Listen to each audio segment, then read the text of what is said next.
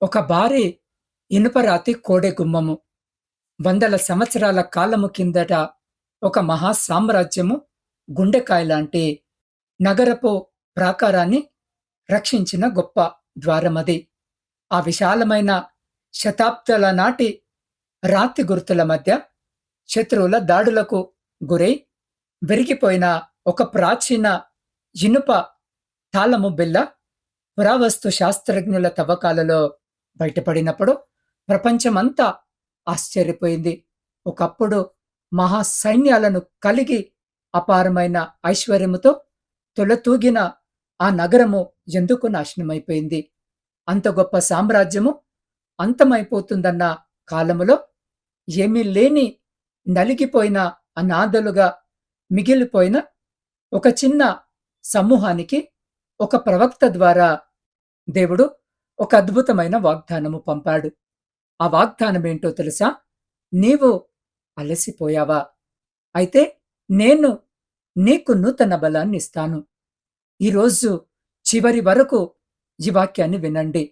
ఈ సందేశము మీ విశ్వాసాన్ని శాశ్వతముగా మార్చవచ్చు.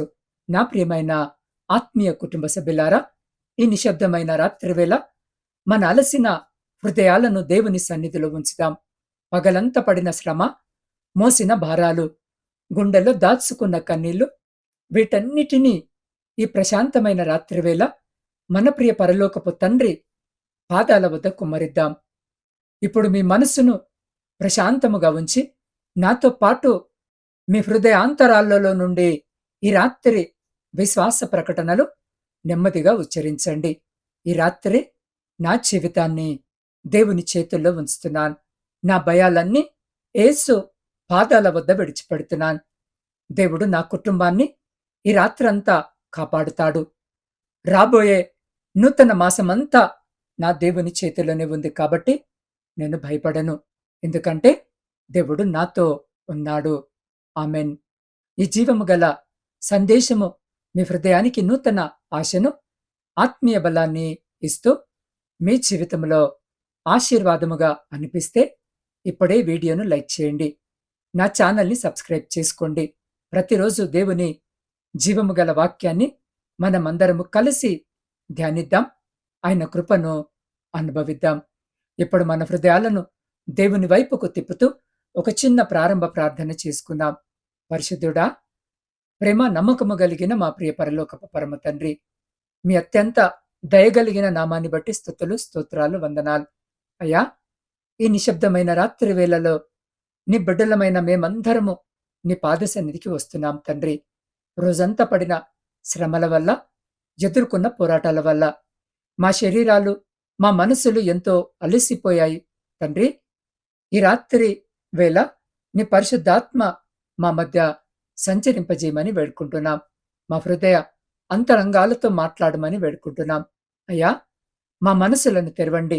మా ఆత్మీయ నేత్రాలను తెరిచి నీ పరలోకపు స్వరమును వినే భాగ్యాన్ని మాలో ప్రతి బిడ్డకు దయచేయండి. ఏ శ్రమలో ఉన్నామో, ఏ బాధలో ఉన్నామో నీకు సమస్తము తెలుసు తండ్రి. ఈ రాత్రి నీ వాక్యము ద్వారా మాకు నూతన బలాన్ని, ఊరటను అనుగ్రహించుమని నజరేయుడైన యేసుక్రీస్తు అతి పరిశుద్ధ నామములో ప్రార్థించి అడిగి పొందుకొని ఉన్నాము మా పరమ తండ్రి. ఆమెన్. ప్రియులారా, ఈరోజు దేవుడు మనకిస్తున్న ఆదరణకరమైన వాగ్దాన వాక్యము యెషయా గ్రంథము 40వ అధ్యాయము 31వ వచనము. యెహోవా కొరకు ఎదురు చూచువారు నూతన బలము పొందుదురు. వారు పక్షిరాజు వలె రెక్కలు చాపి పైకెగురుదురు. అలయక పరిగెత్తుదురు, సొమ్మసిల్లక నడిచిపోవుదురు. నా ప్రియమైన సహోదరి సహోదరులారా, ఈ ప్రతి వచనాన్ని, ఇందులో ఉన్న ప్రతి పదాన్ని మనము పరిశీలిస్తే పరలోకపు తండ్రి మన పట్ల ఎంత ప్రేమను కలిగి ఉన్నాడో అర్థమవుతుంది. ఇక్కడ ఎదురు చూచువారు అనే పదానికి హెబ్రీ మూల భాషలో కావా అనే అద్భుతమైన పదము ఉపయోగించబడింది.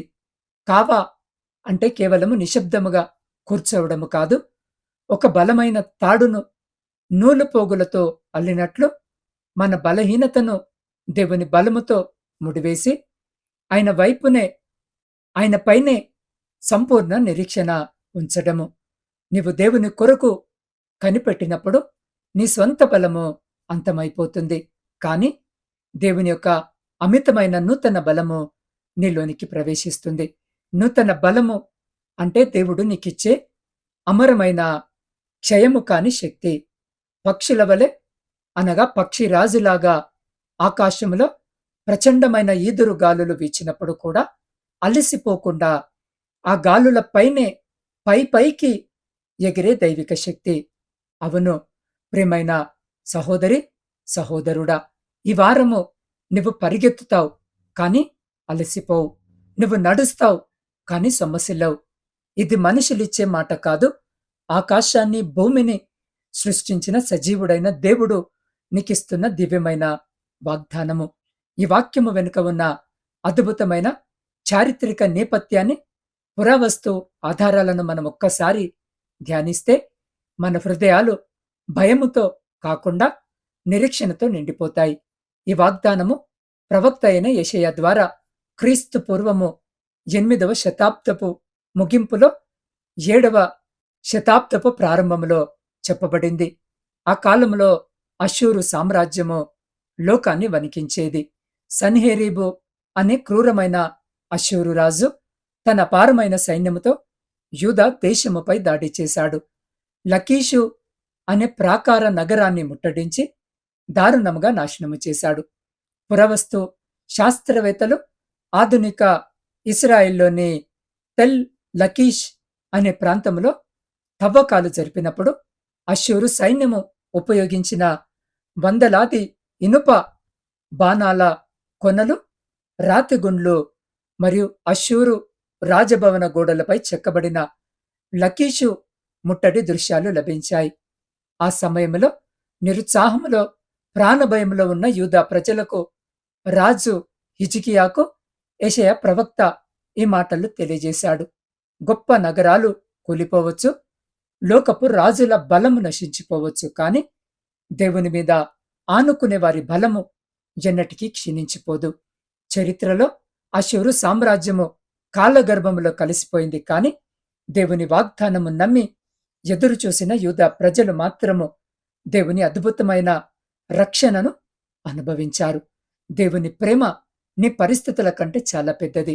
నువ్వు పడిపోయిన చోటే ఆయన నిన్ను మళ్ళీ లేవనెత్తుతాడు. ఆనాటి చారిత్రక సత్యము ఈరోజు నీ జీవితానికి, నీ కుటుంబానికి ఎంతో గొప్ప నిరీక్షణనిస్తుంది. నా ప్రియ సహోదరుడా, సహోదరి, ఈరోజు ఈ వాక్యము వినుచున్న నీవు కూడా అలాంటి మానసిక లేదా ఆర్థిక ముట్టడిలో ఉన్నావేమో. ప్రతిరోజు ఉదయాన్నే లేవగానే తీర్చలేకపోతున్న అప్పుల భయము నిన్ను వెంటాడుతుందా? నెల తిరిగేసరికి ఇంటి అద్దె, పిల్లల చదువుల ఖర్చులు, చేతిలో రూపాయి లేని పరిస్థితి నిన్ను కృంగదీస్తుందా? లేదా వ్యాధి నివేదికలు చూసి, వైద్యులు చెప్పిన మాటలు విని జీవితము ముగిసిపోయిందని భయపడుతున్నావా? సంవత్సరాలుగా ప్రయత్నిస్తున్నా ఉద్యోగము రాక, వ్యాపారంలో నష్టాలు వచ్చి సమాజంలో తలదించుకునే పరిస్థితి వచ్చిందని ఒంటరిగా ఏడుస్తున్నావా? నీ ఇంట్లో సమాధానము లేక, భార్యాభర్తల మధ్య కలహాలు, విడిపోయిన బంధాలు నిన్ను నిద్రపోనివ్వడం లేదా? అయితే జాగ్రత్తగా వినండి. ఆనాడు లకీషు నగరము చుట్టూ శత్రువులు ముట్టడు వేసినప్పుడు యూదులు ఎంత నిస్సహాయంగా భావించారో, ఈరోజు ఈ వాక్యము వినుచున్న నీవు కూడా అంతటి నిస్సహాయ స్థితిలో ఉండి ఉండవచ్చు. కాని ఒక్క విషయం గుర్తుపెట్టుకో, శత్రువు నీ చుట్టూ ముట్టడి వేయగలడేమో, కాని పైనున్న పరలోకపు తండ్రి కృపను నిన్ను తాకకుండా ఆపలేడు. దేవుడు ఈ వారము నీ జీవితంలోనికి అడుగుపెట్టబోతున్నాడు. నీ అలసటను తీర్చి నీకు నూతన బలాన్ని దయచేయబోతున్నాడు. ఒక చిన్న నిజ జీవిత ప్రేరణాత్మకత మీకు చెప్పాలనుకుంటున్నాను. ఒకానొక సమయంలో ఒక పేద కుటుంబంలో జన్మించిన ఒక వ్యక్తి ఉండేవాడు. ఆయన చిన్నతనంలోనే తండ్రిని కోల్పోయి కుటుంబ భారమంతా తన భుజాలపై వేసుకుని రోజుకు 14 గంటలు కష్టపడేవాడు. ఆ క్రమంలో ఆయన ఒక చిన్న వ్యాపారాన్ని ప్రారంభించాడు. కాని భాగస్వాముల మోసం వల్ల అపారమైన అప్పులలో మునిగిపోయాడు. అప్పుల వారింటి ముందు నిలబడి ఇష్టము వచ్చినట్టు తిడుతూ ఉంటే మానసిక ఒత్తిడి తట్టుకోలేక భార్య పిల్లలను చూస్తూ ఏడుస్తూ రాత్రిపూట నిద్రలేక కృంగిపోయేవాడు. ఒక రాత్రి వేళ ఆయన నిరాశ చెంది జీవితాన్ని ముగించుకుందామనే తీవ్రమైన ఆలోచనతో ఉన్నప్పుడు అనుకోకుండా ఆయన చేతికి ఒక పురాతన బైబిల్ దొరికింది. ఆయన కన్నీళ్లతో బైబిల్ తెరిచినప్పుడు ఆయన కళ్ళలో పడ్డ వచనమే ఈ యెషయా గ్రంథము 40వ అధ్యాయము 31 వచనం. యెహోవా కొరకు ఎదురు చూచువారు నూతన బలము పొందుదురు. ఆ రాత్రి ఆయన మోకాల్లోని, దేవా, నా సొంత బలమైపోయింది, నా తెలివితేటలు ఓడిపోయాయి, ఇప్పుడు నేను నీ కొరకెదురు చూస్తున్నాను, నాకు నీ బలము కావాలి అని కన్నీళ్లతో ప్రార్థించాడు. ఆశ్చర్యకరముగా ఆ మరుసటి రోజు నుండి ఆయన హృదయంలో ఒక విచిత్రమైన ప్రశాంతత, నూతన ఉత్సాహం వచ్చాయి. దేవుడు ఆయనకు నూతన ఆలోచనలను, నూతన మార్గాలను తెరిచాడు. కొన్ని సంవత్సరాలలోనే ఆయన అప్పులన్నింటినీ తీర్చడమే కాకుండా వందలాది మందికి ఆశ్రయమిచ్చే స్థాయికి ఈరోజు ఆయన దిగాడు. దేవుని మహిమ ఆయన జీవితంలో స్పష్టముగా కనిపించింది. ఈరోజు అదే దేవుడు ఈ వాక్యము వినుచున్న నిన్ను చూసి చెప్తున్నాడు, నీ బలము ముగిసిన చోట దేవుని కార్యము ప్రారంభమవుతుందని. మీరు పడుతున్న ప్రతి శ్రమను దేవుడు చూస్తున్నాడు. ఆయన మిమ్మల్ని ఎన్నడూ విడిచిపెట్టడు. ఇప్పుడు మనల్ని మనమే దేవుని సన్నిధిలో తగ్గించుకొని ఆత్మ పరిశీలన చేసుకుందాం. నా ప్రియమైన సహోదరి, సహోదరులారా, ఈ రోజంతా మనము చేసిన ఆలోచనలు, మాట్లాడిన మాటలు, చేసిన పనులు దేవునికి ఇష్టకరంగా ఉన్నాయా? అనేక సార్లు మనము దేవుని శక్తిని మరిచిపోయి సొంత బలము మీద ఆధారపడి విఫలమయ్యాం. చిన్న చిన్న విషయాలకే కోప్పడి ఎదుటి వారిని మాటలతో గాయపరిచి ఉండవచ్చు. కాబట్టి నా ప్రియ సహోదరి, సహోదరుడా, ఈ నూతన వారంలోనికి అడుగు పెడుతున్న నీతో దేవుడు ఒక మాట చెప్తున్నాడు. నా ప్రియ కుమారుడా, నా ప్రియ కుమార్తె, ఇక చాలు, నువ్వొంటరిగా పోరాడింది, నీ సొంత బలముతో, నీ తెలివితేటలతో మోసిన భారము చాలు. ఈ రాత్రి మీ సమస్త భారాలను నా పాదాల చెంత ఉంచు, నేను మీకు నూతన బలాన్నిస్తాను అని ఆయన మీ వైపు చూసి సెలవిస్తున్నాడు. ఈ నిశ్శబ్దమైన రాత్రివేళ ప్రార్థనలోనికి వెళ్లే ముందు మీ హృదయ అంతరాళంలో ఒక తీర్మానము చేసుకోగలుగుతావా? ఇప్పటి వరకు దేవునికి దూరముగా జీవించి ఉంటే, దేవుని వాగ్దానాల కంటే నీ భయాలకే ఎక్కువ ప్రాధాన్యతనిచ్చి ఉంటే, ఇప్పుడు నెమ్మదిగా నీ కళ్ళు మూసుకొని, నీ కుడి చేతిని నీ హృదయంపై ఉంచుకొని దేవుని సన్నిధిలో ఈ రాత్రి నీ జీవితాన్ని సంపూర్ణంగా సమర్పించుకో. యేసయ్యా, నా జీవితంలోనికి రా నాయనా, నా అలసటను, నా భయాన్ని, నా అప్పుల భారాన్ని, నా అనారోగ్యాన్ని నీ చేతిలో పెడుతున్నాను. రేపటి నుండి ప్రారంభమయ్యే నూతన వారములో నూతన బలముతో, నీ దివ్యమైన నడిపింపుతో నన్ను నడిపించు తండ్రి అని నీ మనసులో వేడుకో. ఈ రాత్రి నువ్వు చేసిన ఈ చిన్న సమర్పణ రేపటి నూతన వారములో నీ జీవితంలో, నీ కుటుంబంలో ఒక మహా అద్భుతానికి నాంది కాబోతుంది. దేవుడు నిన్ను చూస్తున్నాడు. ఆయన కృప నిన్ను ఆవహిస్తుంది. రండి, ఇదే విశ్వాసముతో, సమర్పణ భావముతో మనమందరము కలిసి ఆయన పాదాల వద్ద మోకరిల్లి ప్రార్థిద్దాం. ఇప్పుడందరము ఏక మనస్సుతో ఉన్న స్థితిలోనే వీలైతే మోకరించి లేదా నిలబడి ఉండి మన రెండు చేతులు ఆ పరలోకపు తండ్రి వైపెత్తి ఈ చివరి ప్రార్థన చేసుకుందాం. మహాపరిశుద్ధుడా, సర్వశక్తిమంతుడవైన మా పరలోకపు తండ్రి యేసయ్యా, నీ దివ్యమైన నామానికి వేలాది స్తుతులు, స్తోత్రాలు చెల్లిస్తున్నాము నాయనా. ఈ రాత్రి వేళ నీ పాదాల చెంత చేరిన నా ఆత్మీయ కుటుంబ సభ్యులందరినీ మీ పరిశుద్ధమైన హస్తాలకు అప్పగిస్తున్నాను తండ్రి. అయ్యా, ఈ సందేశము వింటున్న ప్రతి కుటుంబాన్ని మీరు ప్రత్యేకంగా ఆశీర్వదించండి నాయనా. వారి కుటుంబాలలో ఉన్న ఆర్థిక ఇబ్బందులను, అశాంతిని తొలగించండి. వారి పిల్లలను నీ రెక్కల నీడలో దాచండి. పిల్లలకు నూతన జ్ఞానాన్ని, మంచి భవిష్యత్తును అనుగ్రహించండి తండ్రి. కుటుంబాలలో ఉన్న వృద్ధులను జ్ఞాపకము చేసుకోండి. వారికి నూతన ఆరోగ్యాన్ని, నెమ్మదిని దయచేయండి. అయ్యా, ఈ రాత్రి వేళ వ్యాధులతో, బాధలతో ఉన్న ప్రతి ఒక్కరిని మీరు ముట్టండి నాయన. దీర్ఘకాలిక రోగాలతో, శారీరక బలహీనతలతో, క్యాన్సర్, పక్షవాతము, గుండె జబ్బులు, కిడ్నీ సమస్యలతో బాధపడుతున్న నీ పిల్లలకు నీ గాయపడిన చేతులతో స్వస్థతను దయచేయమని వేడుకుంటున్నాం. దేవా ఈ రాత్రి వేళ ఈ సందేశము వింటున్న ప్రతి నా ఆత్మీయ కుటుంబ సభ్యుడిని, వారి పిల్లలను, వారి ఉద్యోగాలను, వారి వ్యాపారాలను మీరు సమృద్ధిగా దీవించండి. వారు పడుకోబోతుండగా నీ పరిశుద్ధ దూతలను వారికి కాపలాగా ఉంచండి.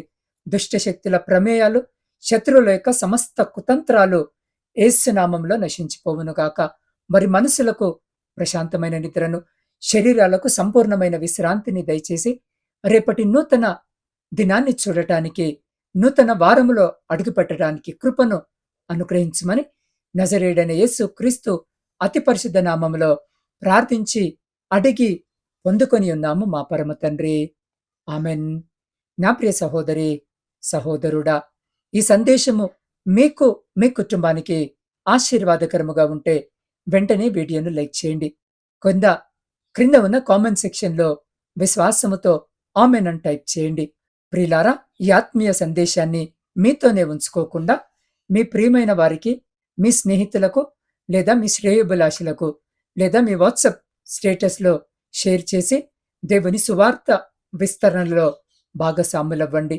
మీకింకేమైనా ప్రత్యేకమైన ప్రార్థన మనవులు ఉన్నట్టయితే స్క్రీన్ మీద కనిపిస్తున్న నా వాట్సాప్ నంబర్‌కి సందేశము ద్వారా తెలియజేయండి. లేదా నేరుగా ఫోన్ ద్వారా మీ సమస్యలను నాకు తెలియజేసినట్టయితే నేను మీ కొరకు ప్రత్యేకంగా ప్రార్థిస్తాను. ప్రియులారా, రేపటి రాత్రి మరో శ్రేష్టమైన వాక్య ధ్యానము మీ ముందుకు రాబోతుంది కాబట్టి రేపటి వాక్య ధ్యానాన్ని అస్సలు మిస్ అవ్వకండి. అంతవరకు దేవుని కృప, సన్నిధి మీకు, మీ కుటుంబాలకు తోడయుండును గాక. ఆమెన్.